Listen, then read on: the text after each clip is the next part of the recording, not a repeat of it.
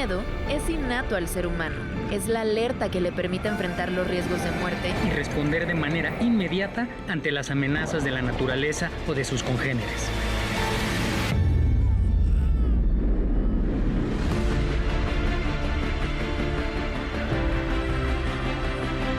El miedo también puede paralizarnos e impedirnos actuar, incrementando el riesgo que enfrentamos. Y la circulación de noticias falsas atiza el miedo.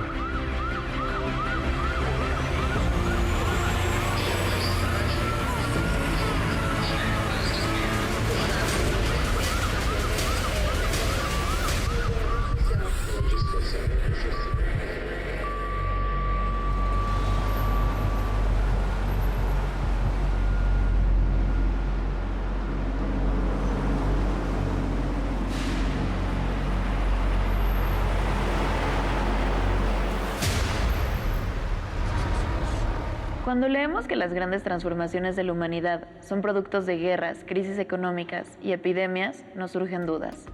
¿Era más fácil vivir las crisis antes de contar con redes sociales y internet?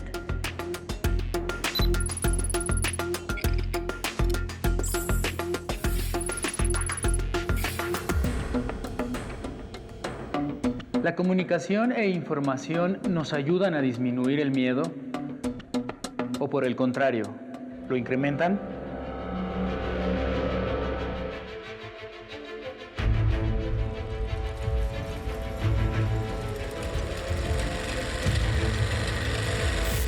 Cuando hombres y mujeres de otros tiempos se organizaron para vivir todos juntos en un mismo espacio, las enfermedades contagiosas también formaron parte de esa convivencia.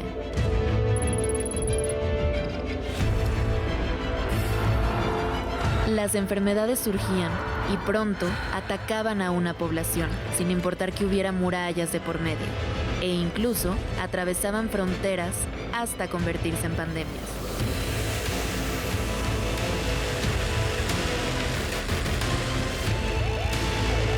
Durante muchos siglos, humanidad y enfermedad fue un binomio natural, hasta la llegada de la primera vacuna contra la viruela en 1796.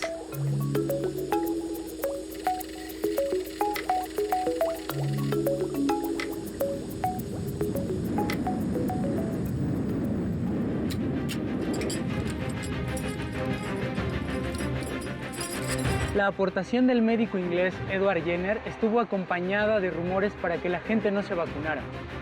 Según la historiadora médica Christine Hussey, los opositores a la vacuna señalaban los terribles efectos secundarios, como los abscesos y las infecciones cruzadas. También se decía que si la vacuna provenía de las vacas era insalubre y poco cristiano porque procedía de una criatura inferior. Había muchos que ponían en duda que la viruela se contagiara de persona a persona, y muchos otros se negaban a hacer lo que se les decía que tenían que hacer. Han pasado 200 años de todo esto. ¿Creemos más en la ciencia ahora?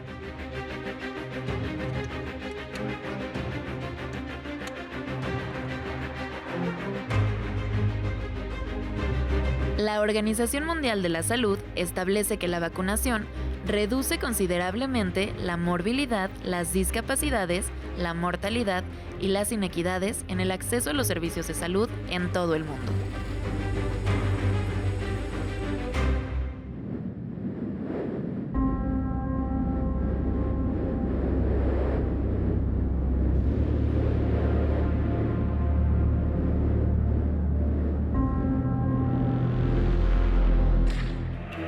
Hay otra carrera que difunde desinformación y noticias falsas sobre los efectos negativos de las vacunas, con el fin de provocar miedo y evitar que la gente se vacune.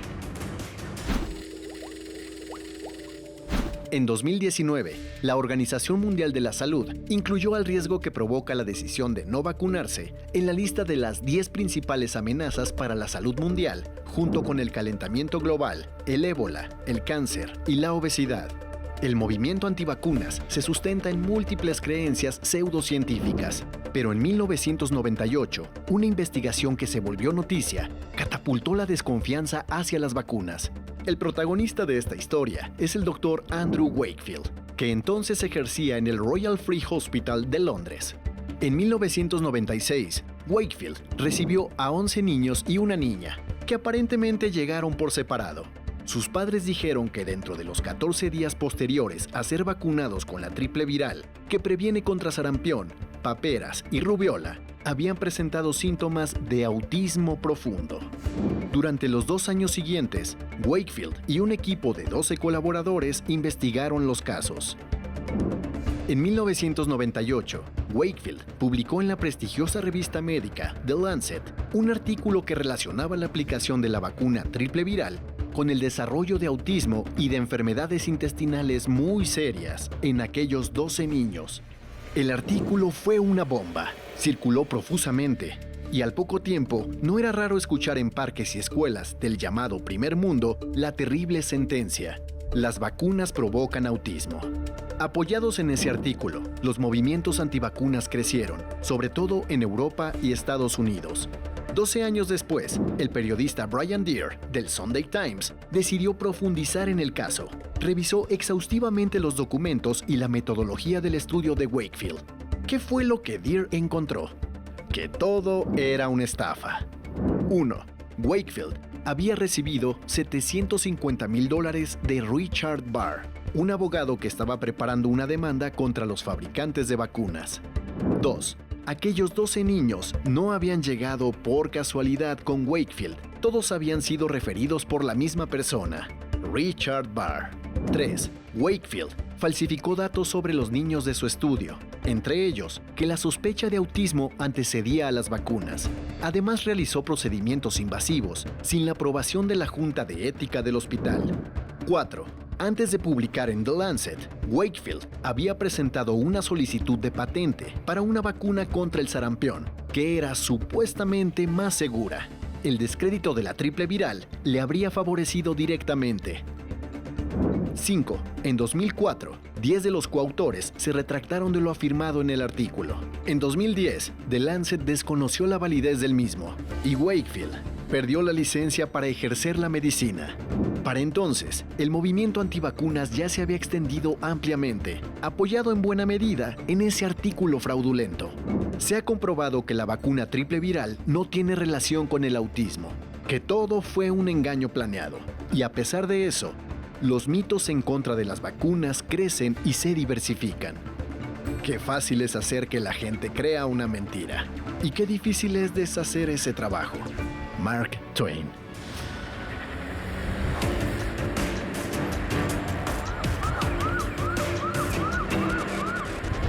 En los últimos 45 años, la esperanza de vida de los habitantes del continente americano aumentó 16 años en promedio, según la Organización Panamericana de la Salud.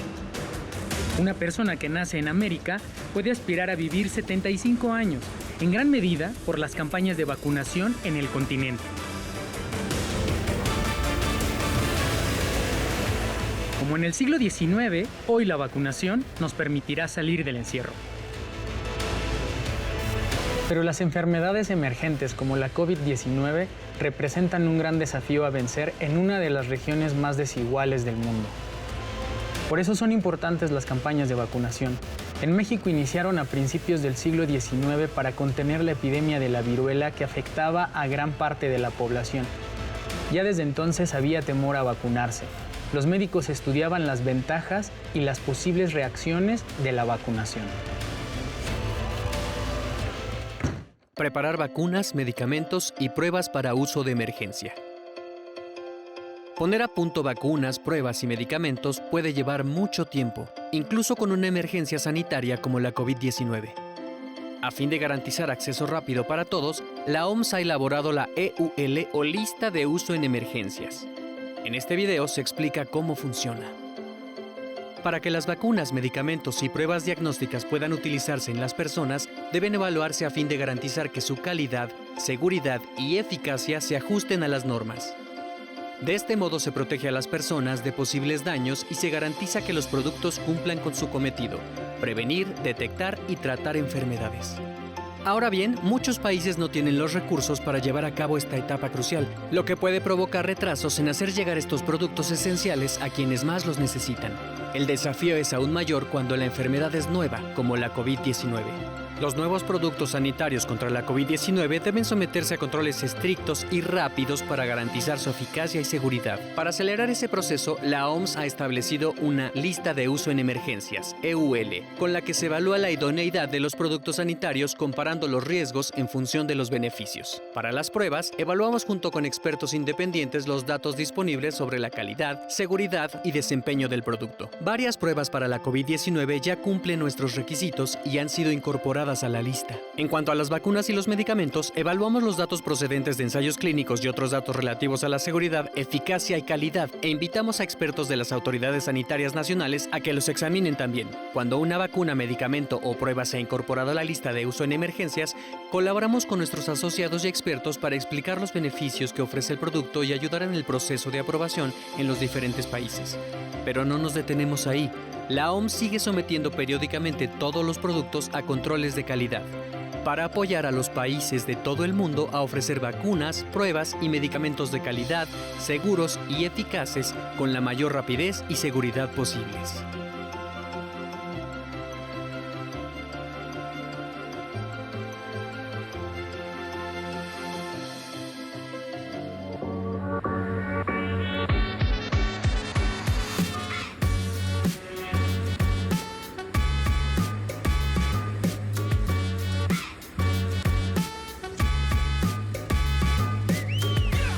Los medios de comunicación tradicionales compiten en la supercarretera de la información, donde reinan las redes sociales. En ambos vehículos, la infodemia puede ser un pasajero más. Ante cualquier tema, buscamos con desesperación respuestas y datos confiables en Internet, pero nos encontramos con publicaciones que contribuyen a una pandemia paralela, la infodemia. Si bien el fenómeno infodémico no es nuevo, en la actualidad se hace presente a causa de la pandemia por la COVID-19. Sobreabunda información del tema, en algunos casos verdadera y en otros falsa. ¿Hasta dónde puede afectarnos?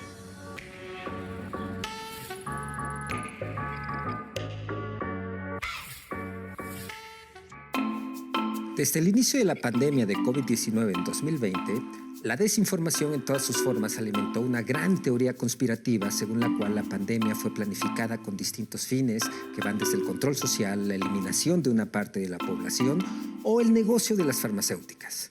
Esta teoría conspirativa es conocida como plandemia. A más de un año de haber iniciado la emergencia sanitaria en el mundo, quienes sostienen el concepto de plandemia continúan echando mano de la desinformación y las noticias falsas para sostener la noción de la pandemia como un acto planeado por algún ente o grupo.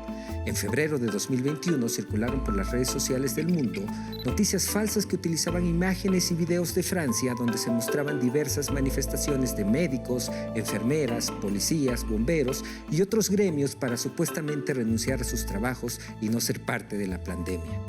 Este material gráfico fue descontextualizado, pues en realidad esos videos e imágenes circularon en redes sociales desde el 21 de enero de 2020, 3 días antes de que se registrara el primer caso de coronavirus en Francia, y no tienen ninguna relación con la emergencia sanitaria. La plandemia no es la única teoría conspirativa que ha surgido en el mundo con base en noticias falsas y desinformación. Otras teorías conspirativas en torno a la pandemia que circulan en las redes sociales del mundo son las que demonizan a la red 5G, afirmando que éstas transmiten el virus causante de la COVID-19, y las que demonizan a las vacunas, afirmando falsamente que éstas son más letales que el virus, o incluso que con su aplicación se inserta un chip para controlar a la población, lo cual es absolutamente falso. La Organización Mundial de la Salud considera que la infodemia incluye los intentos deliberados por difundir información errónea para socavar la respuesta de salud pública y promover otros intereses de determinados grupos o personas. Vista la infodemia desde esta perspectiva, resulta muy preocupante la circulación de noticias falsas alrededor de las vacunas, pues como también lo refiere la OMS, la infodemia amenaza los logros valiosos conseguidos en materia de salud y contribuye a espolear el incumplimiento de las medidas de salud pública, lo que reduce su eficacia y pone en peligro la capacidad de los países de frenar la pandemia. En México, como en Argentina y otros países que adquirieron la vacuna Sputnik V, circularon noticias falsas sobre esta vacuna, como las que afirmaban que no existían estudios de fase 3 de la vacuna rusa, que esta, por ser barata, era de mala calidad, o que no funcionaba en adultos mayores.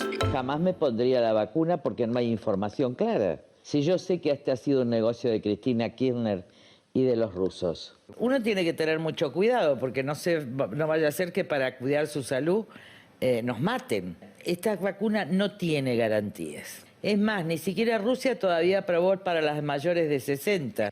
Lo anterior es completamente falso. El 2 de febrero de 2021, la revista científica británica The Lancet publicó los resultados de los estudios fase 3 de la vacuna contra la COVID-19 Sputnik V, donde se desmintieron las noticias falsas que intentaron minar la confianza en la vacuna, en los países y en los gobiernos que la adquirieron. En febrero de 2021 circuló en redes sociales la afirmación falsa de que las vacunas avaladas por la Organización Mundial de la Salud eran letales, a pesar de que, como es bien sabido, la OMS aplica normas internacionales estrictas para reglamentar las vacunas, trabajando para asegurar que todas las aprobadas tengan la máxima eficacia posible y la máxima seguridad. En México, las noticias falsas sobre las vacunas se han centrado en la descalificación de los esfuerzos del Estado mexicano por vacunar a la población. Así, cuando comenzó la vacunación de adultos mayores, en redes sociales noticias falsas afirmaban que Coajimalpa, una alcaldía de la Ciudad de México donde se aplicaban las vacunas, habían sobrado dosis. Por ello, las autoridades tuvieron que desmentir la noticia, pues adultos mayores comenzaron a llegar a los sitios de vacunación de esa alcaldía. También en México han circulado noticias falsas sobre la venta de la vacuna contra la COVID-19 a través de redes sociales y páginas de internet. El propio laboratorio Pfizer tuvo que desmentir la noticia y aclarar que en México la vacuna no está a la venta, pues el gobierno mexicano realiza su aplicación de forma gratuita y universal. La Organización Mundial de la Salud afirma que la información incorrecta trunca vidas. Sin la confianza en la información correcta, las pruebas diagnósticas se quedan sin utilizar. Las campañas de inmunización o promoción de vacunas eficaces no cumplirían sus metas y el virus seguiría amedrando. Por ello, tenemos que detener las noticias falsas. Cortemos la infodemia. ¿Dónde termina la verdad? ¿Qué intereses hay detrás de cada noticia falsa? La desinformación y los rumores sobre la COVID-19 van de la mano con la manipulación. La infodemia maquilla, disfraza y altera la percepción de la realidad. Con las tecnologías de la información actuales, la velocidad con la que se propaga este fenómeno es tan rápida y llega tan lejos como un virus. Y nosotros, al recibir o buscar información y enfrentarnos a la infodemia, experimentamos miedo y ansiedad. Y empezamos a dudar de la ciencia, de los profesionales que contienen la pandemia, de los tratamientos, e irónicamente recurrimos a alternativas milagrosas. ¿Por qué dudamos de la ciencia? ¿Por qué?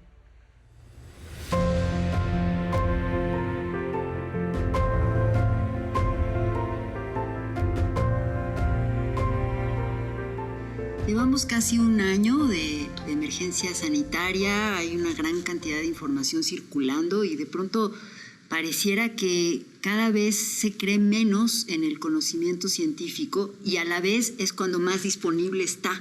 Entonces hay ahí como una contradicción. ¿Qué piensas tú sobre esto? Una es que siempre ha habido ciertos grupos de personas que tienden hacia las explicaciones no científicas, ¿no?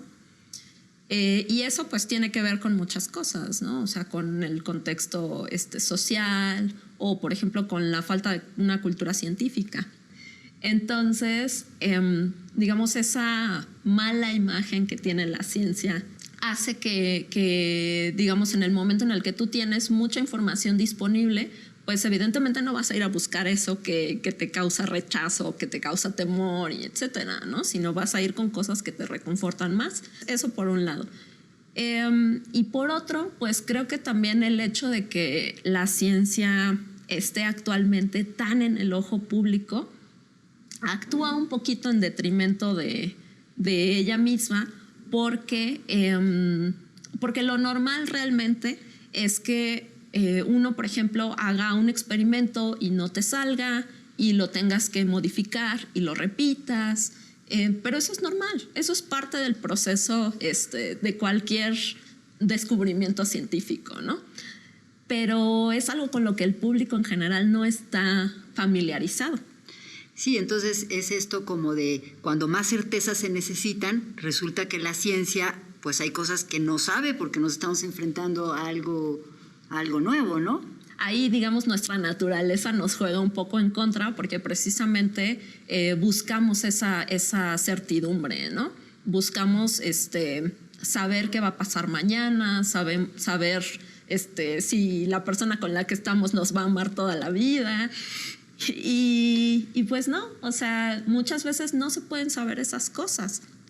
Entonces, pues bueno, los científicos en general tendemos a ser a veces demasiado honestos, ¿no? En el sentido de decir, pues la verdad no sé, claro, ¿no? Y de hecho, muy pocas cosas en biología son tajantemente sí o no. Por eso nosotros hablamos en probabilidades. Por un lado, pues tienes toda la información que quieras a tu alcance, pero por otro lado, pues también dentro de esa información disponible, pues está alguna o bastante que no es confiable, ¿no? Que no se puede verificar, etcétera. Y si por alguna razón tú ya, digamos, traes preconcebida esa idea de esa información poco confiable y la encuentras, dices, entonces sí es cierto, ¿no? Y precisamente se trata de eso, de rellenar esos vacíos de certidumbre. Pero pues al contrario de lo que, digamos, de una creencia popular, la ciencia no tiene todas las respuestas. La ciencia las está buscando. Entonces, digamos que en esos huecos, en esos vacíos de certidumbre, es donde se empiezan a colar digamos, las explicaciones fantasiosas, por llamarles de alguna manera. Creo que un problema que hay actualmente es creer que todas las opiniones son igual de válidas. Es decir, claro, todo el mundo tenemos derecho a opinar. Sin embargo, no es lo mismo que opine una persona que vio un video en YouTube de 20 minutos y una persona que lleva 20 años dedicándose al tema. Creo que podemos también apelar a nuestro propio sentido de sentido común, ¿no? Es decir, preguntarnos como, pues, ¿de dónde vienen esas cosas que nos están diciendo? O sea, por ejemplo, esta cuestión de que la vacuna trae un chip. Pues, o sea, no necesitamos ser expertos en vacunas, ni en inmunología, ni en epidemiología para preguntarnos, bueno, a ver, ¿de qué tamaño es un chip y de qué tamaño es una aguja, ¿no? O sea, ¿un chip pasaría por una aguja? O, no sé, o sea, las vacunas siempre son líquidos transparentes y tú ves cuando la sacan del vial, ¿no? Y la meten en la jeringa, etcétera. ¿No se vería ahí un microchip? Ok, a ver, vamos a suponer que no se vea, que pase a través de la aguja. ¿Qué va a pasar, no? O sea, una vez que te lo inyectan, ¿cómo va a llegar a donde se supone que tenga que llegar? Y la otra es, pues, funcionan con electricidad. ¿De dónde va a tomar esa electricidad? ¿No? Entonces, creo que todas esas preguntas nos las podemos hacer sin ser expertos. Creo que el problema, pues, es aceptar tal cual vienen las cosas y no preguntar, no cuestionar nada, ¿no? La gente se pregunta mucho de por qué estas vacunas contra la COVID se han desarrollado tan rápido cuando hay otros procesos de vacunas contra otras enfermedades que tardan muchísimo tiempo. ¿Cómo podemos explicar esa parte? Para empezar, a mí me parece una duda perfectamente razonable, ¿no? O sea, es cierto que ha habido vacunas que han tardado 5, 10, hasta 20 años, ¿no? en desarrollarse. Los virus se descubrieron desde principios del siglo pasado, ¿no? Y tiene al menos 20 años que se está manejando la idea de una vacuna de RNA como es la de Pfizer o la de Moderna. Entonces, bueno, pues al ojo, digamos, del público, sí parece que surgieron de la noche a la mañana, ¿no? Pero en la realidad es que no. Es decir, esto que estamos viendo ahorita del desarrollo de la vacuna en un año o menos, no pudo haber ocurrido en otro punto de la historia. O sea, se necesitó todo lo que hay de trabajo detrás y durante décadas, etcétera, para poder llegar a este momento. Si bien vacunarnos es una decisión individual, pues es una decisión que afecta, entiendo, al conjunto. ¿Cómo funciona esto? Imagínate que cada persona que se vacuna es como como un ladrillo en el muro, ¿no? Y de un lado están los infectados y del otro lado están los que se pueden infectar. Mientras más personas deciden no vacunarse, pues vas quitando ladrillitos del muro, ¿no? Claro. Entonces, pues por ahí se va colando la enfermedad. Muy bien, pues muchas gracias. Gracias.